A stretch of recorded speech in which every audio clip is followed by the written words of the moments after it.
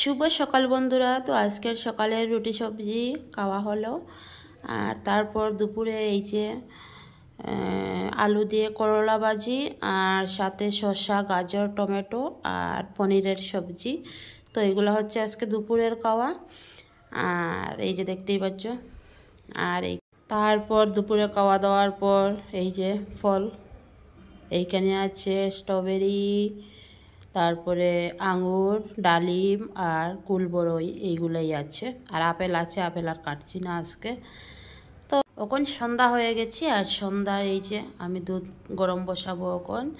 আর husband বলছে যে মানে সেওয়াই খাবে, তো ইচ্ছে করছে সুইট খেতে, তো আজকে বানাবো। তো তোমাদের সাথে সেটা আর শেয়ার করতে পারলাম না, কারণ আর আমার এই ছোট্ট ভিডিওটা যদি তোমাদের ভালো লাগে অবশ্যই লাইক কমেন্ট করো বন্ধুরা, আর পাশে দেখো। আর কি বলবো, আমার এই ছোট্ট ভিডিওটা সবাই দেখো অবশ্যই।